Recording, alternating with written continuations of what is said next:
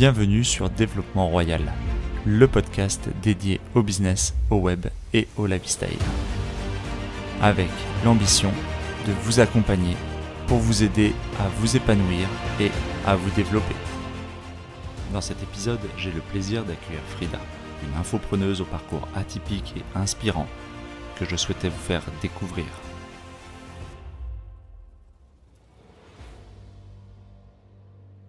Donc on était sur la plateforme que tu as lancée, donc il y a combien de temps cette plateforme?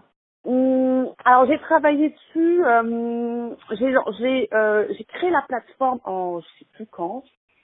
Il me semble que je l'ai créée en septembre. Mais je commençais, j'avais déjà des clients avant. J'avais déjà D'accord. je l'ai lancé justement au départ. J'attendais d'avoir la demande et quand il y a une demande, je l'ai lancé. Toi à la base de métier, t'es programmeuse, tu m'avais dit. À la base, je suis programmeuse, mais j'ai fait du marketing. J'ai fait du marketing pour Bell Canada au Canada. Et en fait, j'ai été développeuse parce que je voulais absolument développer mes propres applications toute seule. D'accord. Et quand tu dis que tu as fait du marketing au Canada, tu as vécu au Canada? Oui, j'ai mon MBA là-bas. J'ai étudié 3 ans là-bas. D'accord. Donc quand t'es parti à quel âge au Canada? Je suis partie à 25 ans. Je suis partie à l'âge de 25 ans. En fait, j'ai été sélectionnée. Ils ont sélectionné des Français par rapport à leur niveau scolaire. En fait, c'est mon université. On était 3 ou 4 avoir été sélectionnés au niveau parce qu'au Canada c'est super sélectif, c'est l'immigration choisie, ils choisissent pas, tu peux pas y aller comme ça en fait. Ok. Non mais si tu veux, nous le podcast ici, il est surtout orienté état d'esprit et donc business et lifestyle. Ça dénote quand même déjà un certain état d'esprit. C'est-à-dire que toi, quand tu étais à la fac, tu étais à la fac où en France? J'étais à Amiens. À Amiens. À Amiens, Ouais. déjà, à la fac, à 25 ans, tu te dis, ok, je vais me donner les moyens, je vais être sélectionné pour aller étudier au Canada. En fait, c'est surtout pas moi qui me suis sélectionnée, c'est mon directeur qui m'a surtout sélectionnée. En fait, moi, j'avais pas vraiment idée d'y aller. Ouais. Et c'est lui qui m'a pris sur, si tu veux, qui m'a pris, en fait. Voilà, et il m'a dit, il faut que tu bouges. Il faut que tu bouges, tu es super intelligente, il faut que tu ailles au Canada, et tu verras, tu vas être bien là-bas, ça va vraiment t'apporter, ça va te booster, ouais. Ouais, vraiment, et c'est lui qui m'a convaincu comme quoi, moi j'avais pas idée. En plus à ce moment j'étais en couple, donc c'était un petit peu compliqué, tu sais, parce que c'est quand même longtemps, donc mais finalement il m'a motivée et tout le monde m'a dit c'est une super bonne opportunité, il faut que tu y ailles et tout, là. Et ça t'a vachement imprégné, du coup, t'as pris cette mentalité un peu nord-américaine, ça m'a complètement changé. Enfin, je pense que je serais pas la personne que je suis sans cette partie là-bas. Pour ce passage-là. C'était 3 ans, mais entre-temps, j'ai bougé, j'étais au Mexique, j'étais aux États-Unis, j'ai vraiment... t'as eu la bougeotte, quoi. Vraiment, ça m'a ouvert l'esprit, mais comme pas possible. Vraiment, ça m'a... Au niveau de ta plateforme que tu as lancée, donc tu me dis septembre dernier, globalement, tu avais déjà des clients avant. Les clients avant, donc tu les prenais, ça intéresse beaucoup les gens en fait que je côtoie et qui me posent des questions au sujet du développement personnel, de l'entrepreneuriat, le fait de changer un peu l'orientation de vie. Toi, t'avais pris quel statut? Tu t'étais mis auto-entrepreneuse quand tu prenais tes clients? Je suis encore auto-entrepreneuse parce qu'en fait, ils ont changé le statut. Et en fait, je sais plus c'est combien. Et une fois que tu as atteint un certain niveau, tu peux basculer. Bon, les gens m'ont dit que c'était pas la meilleure chose à faire parce que moi j'ai des amis qui ont atteint vite fait ce plafond. En fait, ils ont atteint le chiffre d'affaires. Tu sais, il y a un plafond en fait. Tu peux pas dépasser ce plafond-là. Et en fait, une fois qu'ils l'ont atteint, ils ont trouvé que c'était pas intéressant de passer en SARL ou en SaaS. Et malheureusement, alors je sais pas après avec Macron si ça va changer. Mais il y en a beaucoup de Français, une fois qu'ils réussissent bien, qui commencent vraiment à gagner de l'argent, malheureusement, qui partent à l'étranger. Ça, c'est un gros problème que je rencontre. De plein de Français qui se lancent au début en entrepreneuriat, soit en dropshipping, justement. Parce que le dropshipping, c'est vraiment le moyen de faire très rapidement de l'argent. Si vous avez vraiment si les gens, ils ont des problèmes d'argent, je le conseille d'abord de faire du dropshipping parce que tu peux exploser en une journée, vraiment. Bien sûr. Et ensuite, ils ont vraiment cartonné, qui commencent à faire du 12 000, du 15 000, du 100 000 par mois. Il se passe qu'en France, t'as beaucoup d'impôts, donc ils se disent non, c'est pas forcément avantageux de rester en France et qu'ils partent. Et ça, c'est dommage. Parce que moi, j'ai plein d'amis, plein de connaissances que je connais qui réussissent bien et qui partent après. Et c'est une perte pour la France, en fait. Donc, je sais pas après si Macron il va changer les choses ou diminuer les charges, mais ça c'est quelque chose que je constate énormément de Français qui sont à l'extérieur parce que apparemment tu payes beaucoup d'impôts quand tu fais une SAS ou une SARL. Mais moi, non, mais c'est vrai, ouais. La position, c'est un sujet qui est important, mais effectivement, bon, c'est pas disons qu'il est toujours temps de s'en préoccuper le jour où déjà tu décolles, le jour où tu fais quelque chose. Oui, alors quand on décolle pas auto-entrepreneur, parce qu'on sait déjà jamais si notre activité va cartonner ou pas. Il faut bien faire attention à combien le plafond, à pas dépasser le plafond. Bien sûr. Si par exemple les personnes commencent à voir que dans d'ici 2-3 mois ils vont dépasser le plafond, qu'ils anticipent. Parce que le problème de quand on fait une SARL et tout, ça peut prendre du temps, ça peut prendre un mois. Alors si après les gens ils vont voir un avocat, parce que je sais que par exemple à The Family au départ ça faisait un mois, mais comme eux ils aident vraiment les startups, ils ont réussi à faire un process en 1 semaine. Ouais, mais, je ressens un peu la discussion parce que on va perdre et sur le format de l'émission on n'aura pas forcément l'occasion d'aborder les points de détail et de la création des statuts des SARL, etc. Donc je te coupe pour revenir sur les choses qui un peu plus pragmatiques. Toi, quand tu as débuté ton activité, que ce soit auto-entrepreneuse ou dans la création de la plateforme, quelle est la principale difficulté que tu as pu rencontrer, que ce soit en termes d'état d'esprit ou difficulté, on va dire, matérielle? Il faut se lancer et le problème c'est que les gens ils font les choses par passion. Ça c'est quelque chose qui est, pour moi qui n'est pas, même quand je coach les gens, je peux te dire on fait pas les choses que par passion, on fait les choses parce qu'il y a une demande. Ça c'est super important. D'accord. Donc toi tu dirais il y a pas besoin de 2 millions de coachs de yoga. Par contre il y a des secteurs d'activité qui sont également porteurs sur lesquels il y a peut-être des demandes. Exactement. Et le problème il faut pas lutter contre le marché. Ça, tu perds. Il faut faire un truc que les gens ont besoin. D'accord. Ça, et que tu aimes aussi, mais c'est pas la chose que tu aimes le plus qui va cartonner. Il y en a qui aiment la musique, mais malheureusement, la musique, il y a très peu de gens qui vivent de musique. En général, je conseille aux gens de prendre 10 secteurs qu'ils aiment et de voir où il y a le plus de débouchés sur le long terme et de faire ça. Parce que sinon, vous n'allez pas vivre.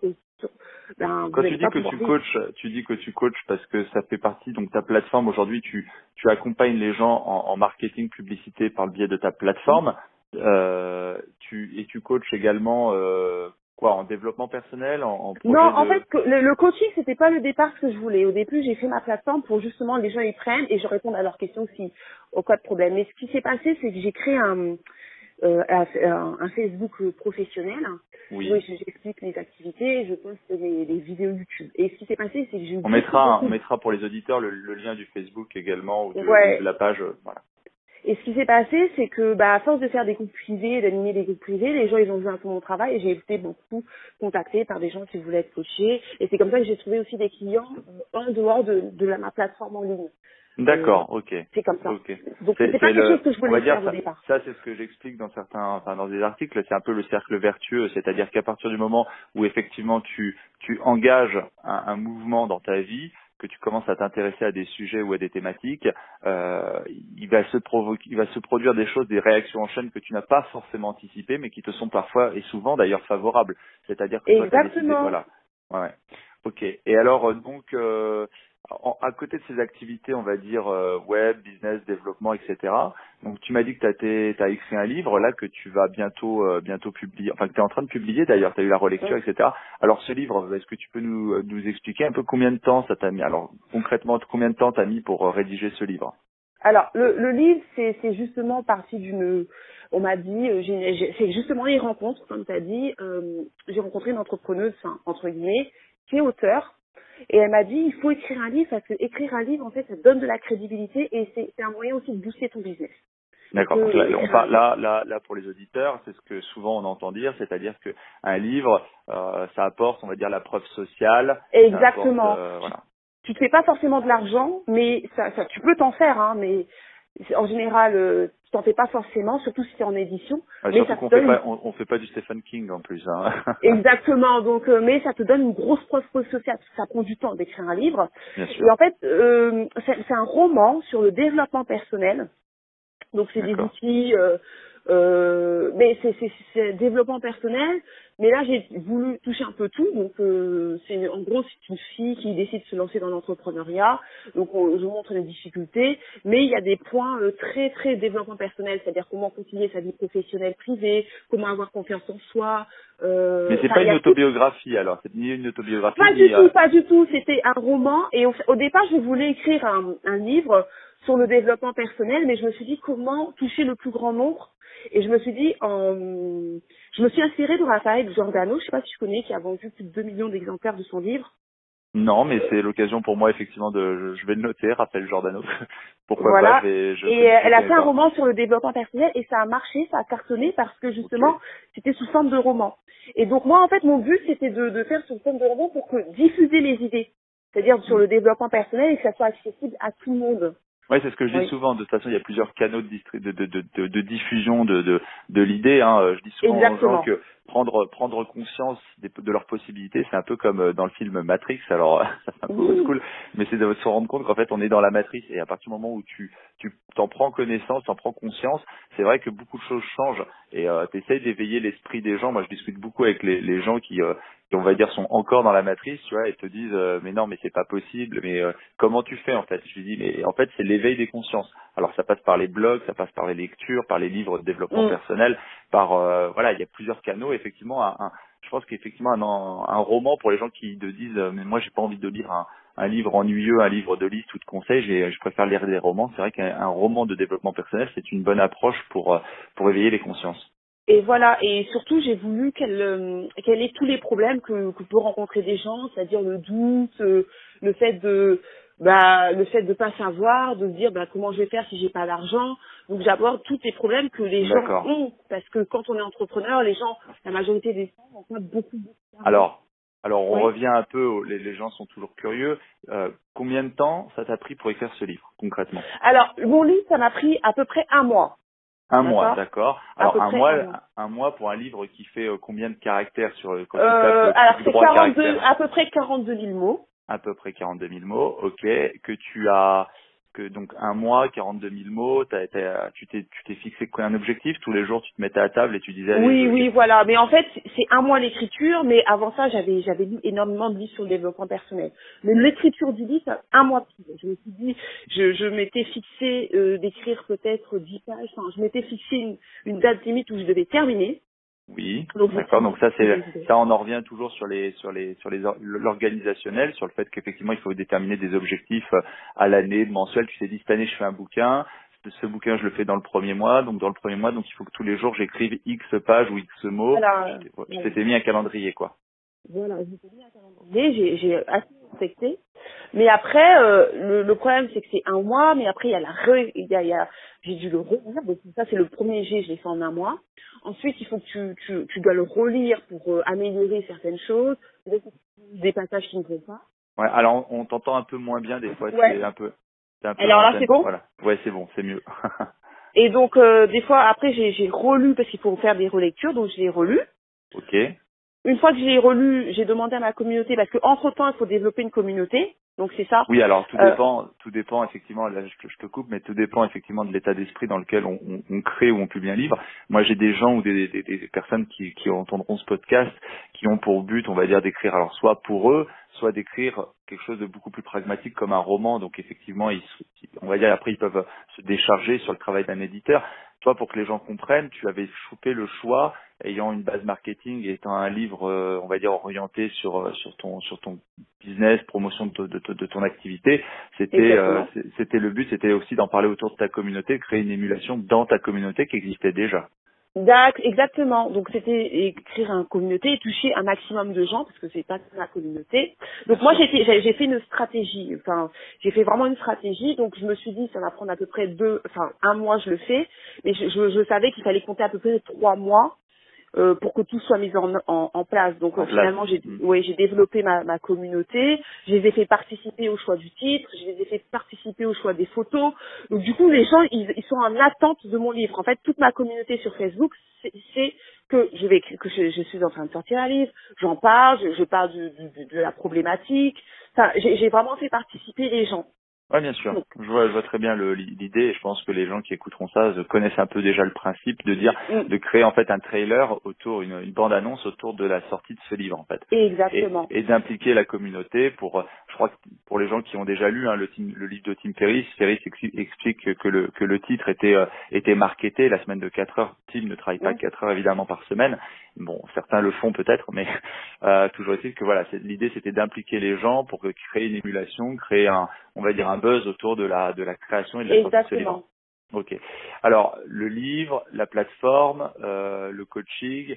Concrètement, aujourd'hui, on a la communauté que je vise en fait et qui écouteront peut-être ce podcast, c'est des gens qui cherchent effectivement un équilibre ou redéfinir, on va dire, une façon de vivre.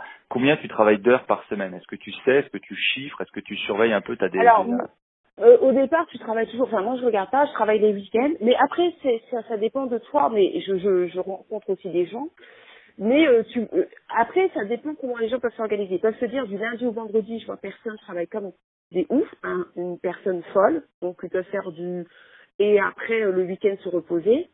Ou après, ils peuvent faire du lundi au samedi. Et puis, mais je conseille quand même des gens d'avoir une journée off.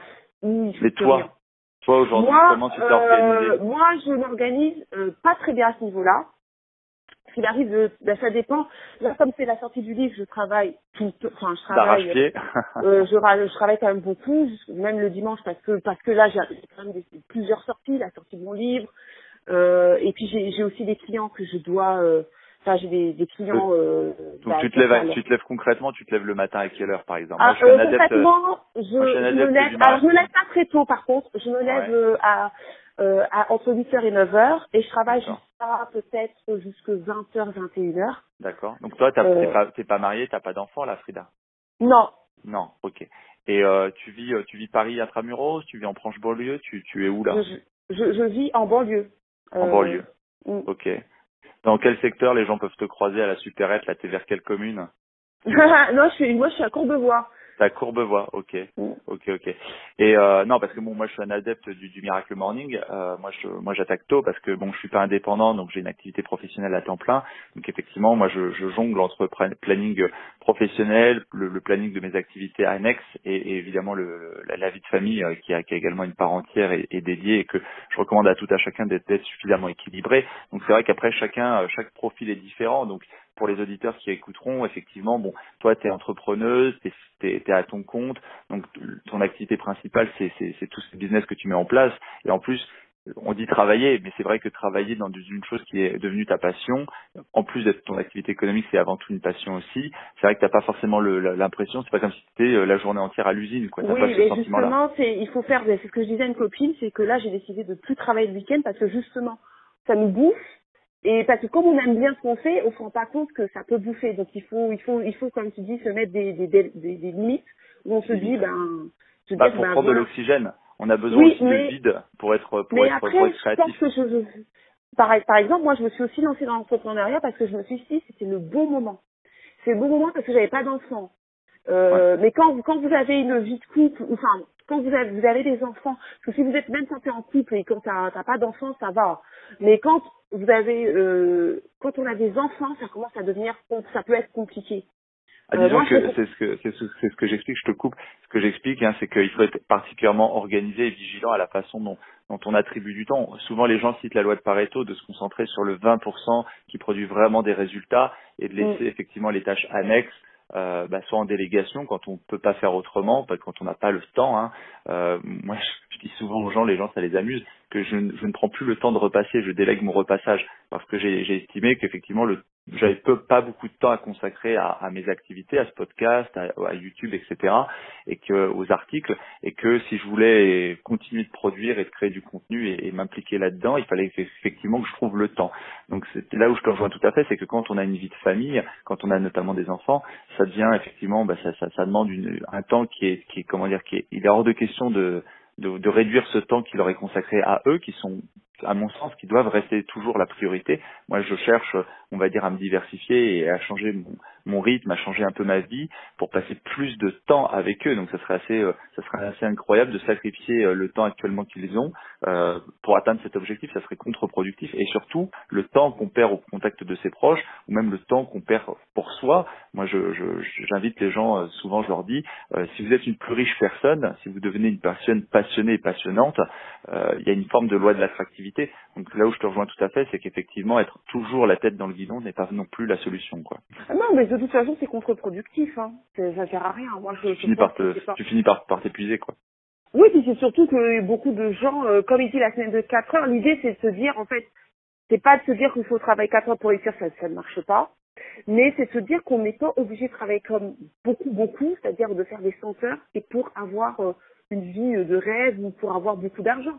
Non, surtout avec Internet, tu peux automatiser tes revenus, donc il y a plein de systèmes qui font que tu peux travailler, alors c'est pas 20 heures, mais tu peux travailler 35 heures, 40 heures, 50 heures. Peut-être au départ, tu devras travailler un petit peu beaucoup parce que toujours quand on met en place une activité, ça prend du temps. Mais à un moment, tu pourras très bien travailler peut-être 30 heures ou 35 heures et jure pleinement. Et c'est tout à fait possible. C'est ce que j'expliquais à certains lors de la conférence sur laquelle on avait participé ensemble, c'est que créer quelques vidéos YouTube et créer un service par exemple sur 5 €, ça m'a pris un certain nombre d'heures. Je vais dire une bêtise, peut-être 10 heures au total.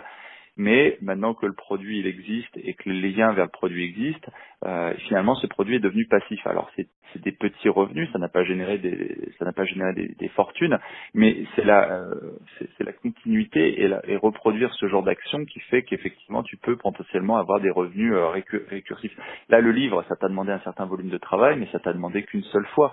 Maintenant il sera produit, il sera acheté les prochains mois, il sera acheté les prochaines années, et finalement, toi, tu l'as écrit qu'une seule fois, tu as travaillé une seule fois dessus, et en plus, tu as pris du plaisir à le faire. Alors, je passe à une autre section, hein. On était sur, on va dire, sur la présentation des différentes activités.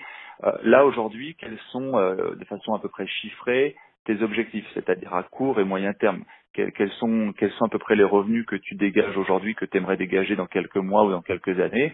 Est-ce qu'il y a un moment donné où tu t'es dit, je vais peut-être éventuellement arrêter de travailler, vivre effectivement de ma plateforme, vivre des choses que j'aurais un peu automatisées? Là, pour l'instant, oui, il y a ça varie parce que tous les mois, en fait, moi, je facture, ça dépend des clients.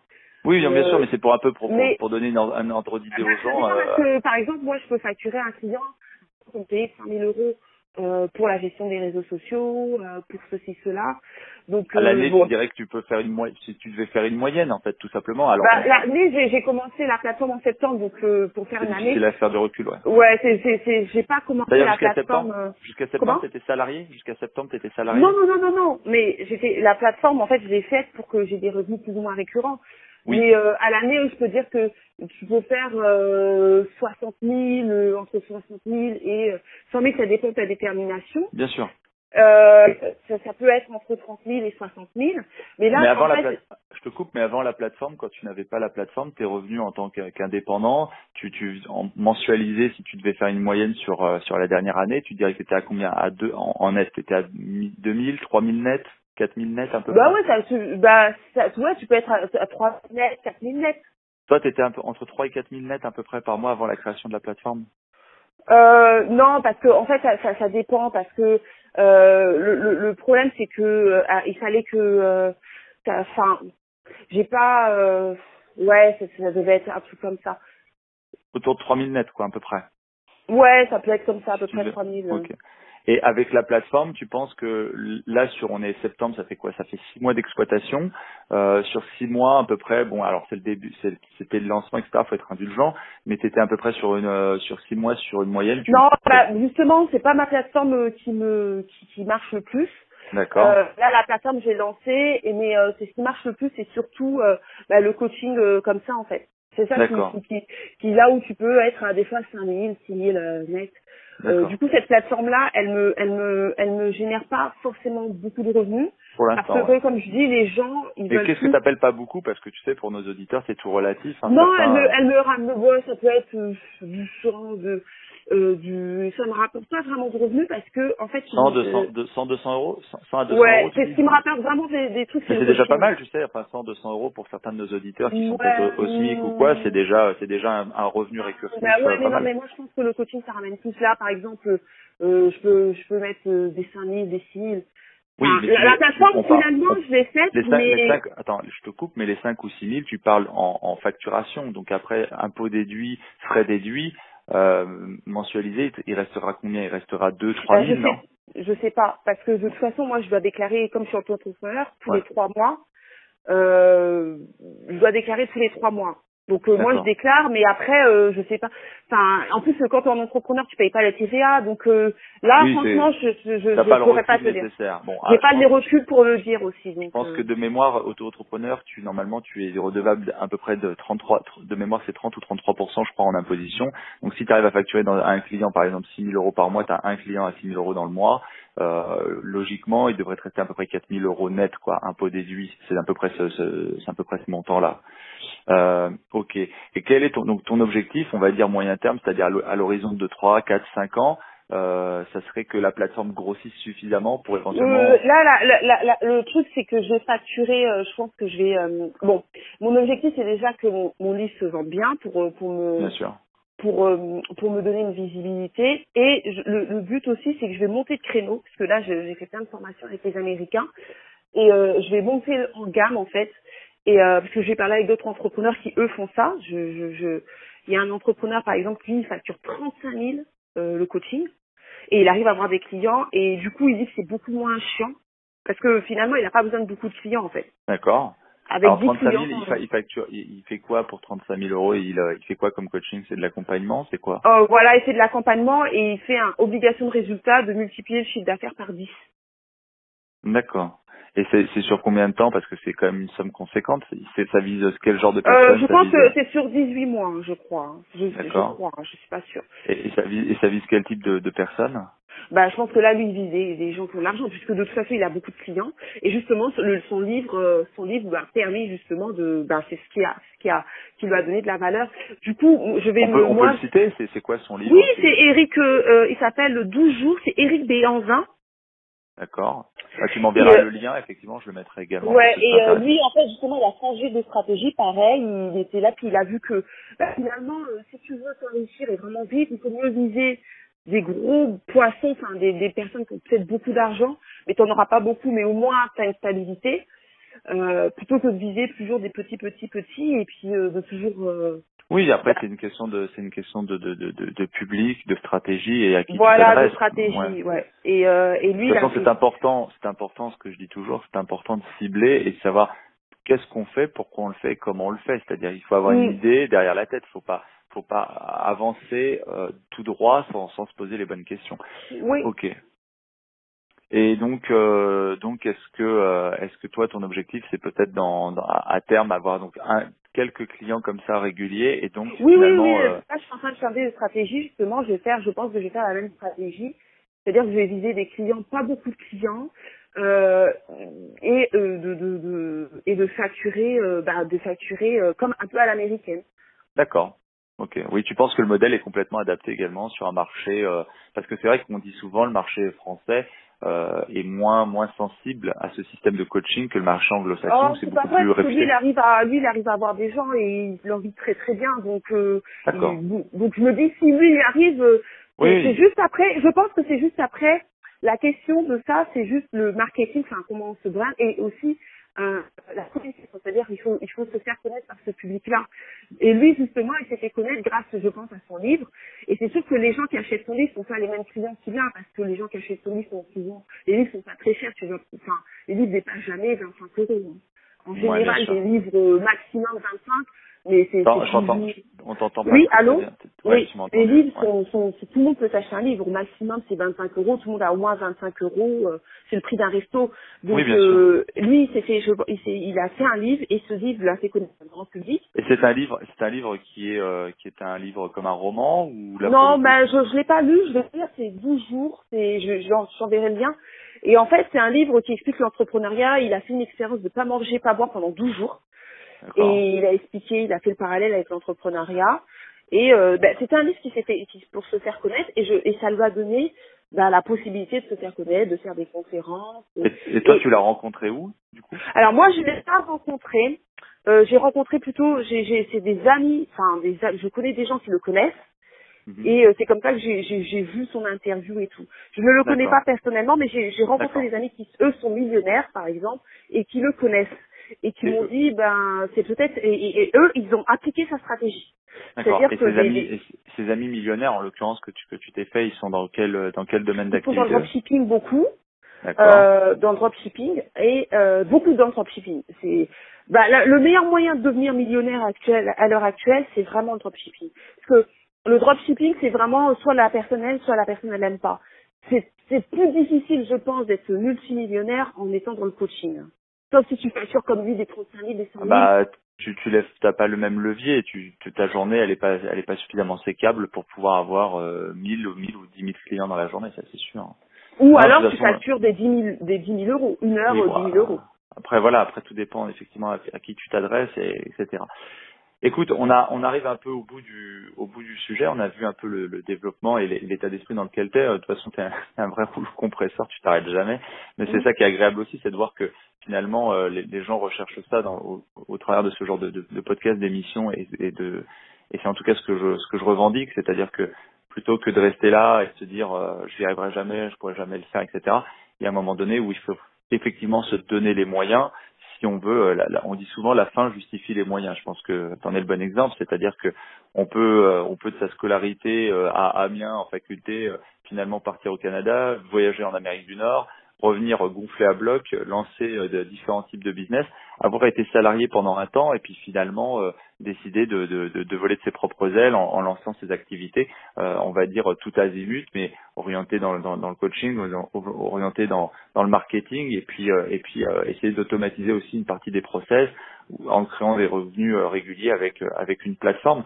Donc c'est très très bien. Est-ce que pour finir, on va dire dans les 5 dernières minutes de l'émission, puisque on sera déjà je pense à plus d'une demi-heure, est-ce qu'il y a des livres que tu conseilles, ou des personnes sur YouTube que tu suis, que tu recommanderais à quelqu'un?